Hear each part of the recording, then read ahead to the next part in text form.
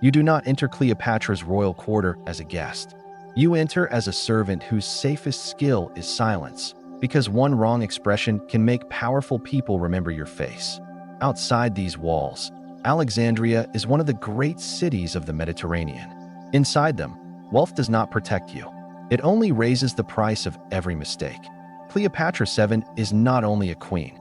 She is the last active ruler of the Ptolemaic dynasty, trying to keep Egypt alive while Roman power closes around the eastern Mediterranean.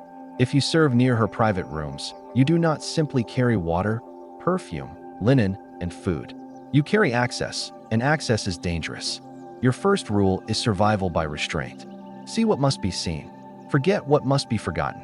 Speak only when speech is safer than silence. This is Egypt in the 1st century BC. Grain, taxes, temples, languages, ships, debts, armies, and a royal court built on ceremony, but surrounded by crisis. You may scrub a floor in the morning and stand near the fate of provinces by night. In this palace, small people are forced to live beside enormous decisions. The royal household works like a machine. Cooks, bath attendants, scribes, messengers, guards, linen keepers, chamber servants. Every task has a chain of command. Every error has witnesses. Before sunrise, your hands are already working. Water must be clean enough. Lamps must burn. Cloth must be ready. Doors must open without sound. Heat is your first physical enemy. Alexandria's air carries salt from the sea, smoke from kitchens, dust from streets, and the heavy pressure of a court that never truly rests. You learn which cups belong to nobles, which vessels must never be mixed, and which doorway means someone inside is not meant to be interrupted. In ancient courts, food and drink could become political evidence. Poison stories are often shaped by rumor, but suspicion itself was real enough to ruin a life. If a noble becomes sick after a banquet, the court may not begin by blaming illness, age, or chance. It may look first at the hands that touch the tray. Your second enemy is rank. You are close enough to power to be useful, but not important enough to be protected when power needs someone disposable. A broken perfume jar can become an insult. A delayed message can become treason. A glance at the wrong scroll can become a story told against you. Then come the Romans. Their presence changes the sound of the palace. Metal at the doors, foreign boots on stone, questions asked as if the future already belongs to them. Before the final collapse, Rome is already inside the air of the court, in envoys, debt, alliance, military pressure, and rumors that travel faster than orders. You may hear Greek, Egyptian, Latin, and the low voices of traders, priests, soldiers, and servants. You may not understand every word, but fear is easy to translate. The palace does not sleep. At night, lamps move through corridors, doors close softly, and men who smiled at dinner send messages through darkness.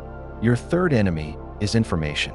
The closer you stand to the queen, the heavier every overheard name becomes. Imagine being ordered to carry a sealed message. You do not know the words inside, but the wrong person may assume you do. Do you take the main corridor, where guards can witness your path, or the servants' passage, where no one can prove what happened if you disappear? One path protects you from thieves. The other protects you from questions. In Cleopatra's court, survival means choosing which danger leaves fewer marks. Beyond the royal quarter, Alexandria is under pressure. Grain feeds empires. Harbors move armies. The city is beautiful because it is valuable. If Rome takes Egypt, everyone attached to Cleopatra's household becomes vulnerable. Not only generals, not only nobles, even the hands that poured the wine. You cannot resign from danger. You cannot explain your way out before anyone accuses you. In a royal household, obedience may save you today and condemn you tomorrow. Then comes the kind of day servants fear most, a day when the palace prepares for guests who are also threats. Mark Antony's world enters Cleopatra's world. Roman ambition meets Egyptian wealth. For you, the danger is not romance. It is being trapped between two political machines. A servant can become invisible, but never safe. You stand near wine, maps, weapons, sealed letters, and men who measure loyalty like currency. If you answer a Roman question too quickly, Cleopatra's side may suspect you. If you refuse, Rome may remember your face. The safest answer is often the smallest answer. A servant survives by becoming plain, useful, and difficult to remember. But restraint cannot protect you from exhaustion. Your feet ache from stone floors. Your hands burn from hot vessels. Your sleep belongs to alarms, whispers, and orders. Disease and injury move quietly through crowded households. Bad water, smoke, spoiled food, heat, and small wounds from labor can break a body long before politics does. You learn to inspect the water. You learn to smell the oil. You learn to lift hot bronze with cloth, not skin. Survival is often a collection of tiny habits. And still, the greatest danger may be emotional, learning to fear the sound of your own name called from behind a curtain. Cleopatra's court understands performance. Fragrance, fabric, gold, ritual, timing, and voice all become instruments of power. You are one of the hands that help stage it. If a lamp fails during an audience, eyes turn toward you. If a curtain opens late, the entrance loses force. Even beauty has discipline. Then history tightens. After years of alliance and war, Antony and Cleopatra face Octavian. The royal quarter begins to feel less like a palace and more like a fortress. News from the sea arrives like a closed wound. Actium has changed everything. After September 31st BCE, the Roman future moves toward Alexandria. Now your survival changes. The question is no longer how to serve the palace. It is how to survive the palace when the winning side reaches the gates. Do you hide household records that link you to the queen? Do you touch nothing and hope obedience is forgiven? Every choice can look guilty later. Do you help a loyalist through a service door? Or refuse, knowing that mercy shown today may become testimony against you tomorrow?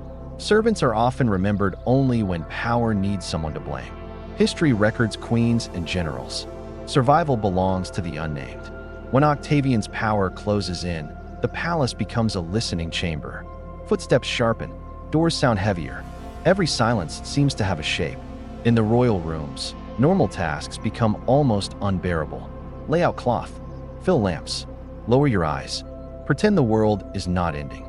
A servant must understand exits, service stairs, storage rooms, roof paths, guard rotations. Not only to escape, but to know where danger may appear first. But escape is not simple. The city is watched. The harbor is watched. Roads are watched. The queen's household is marked. So you stay. You become useful to whoever opens the next door. You clean. You carry. You answer carefully. You survive by not becoming a story. The final days of Cleopatra have been retold through legend and Roman storytelling. For servants nearby, they may have felt like confusion, sealed doors, sudden orders, and fear of the next command. You do not need to witness the center of history to be crushed by it. Sometimes being one corridor away is enough. When Egypt becomes Roman in 30 BCE, the palace does not vanish overnight. It changes ownership. Everyone inside must change with it or disappear from protection. Your old loyalty is dangerous. Your new loyalty is unproven. Your past work for Cleopatra may be a stain, a bargaining chip, or the only reason anyone still needs you. Could you prove you were only a servant? Could you hide what you knew? Could you remember exactly which secrets to forget? The physical test is brutal. Heat, smoke, hunger, sleeplessness, heavy vessels, dangerous kitchens, guarded corridors. But the psychological test cuts deeper. To live, you need discipline over your face, your tongue, your hands, your memory, and your fear. You need to know when to be invisible, when to be useful, when to be silent, and when silence makes you look guilty. The queen's world is beautiful because it has to be. Gold hides fear. Perfume hides sweat. Ritual hides panic. Marble hides the edge of defeat. And behind that beauty stand people like you, holding lamps, lifting trays, guarding secrets, measuring every breath against the risk of being noticed. So if you woke inside Cleopatra's palace, would you chase favor, avoid attention, tell the truth, or bury it deep enough to live? You would not need a battlefield to be tested. One palace, one queen, one empire closing in, one wrong word. Could you survive this?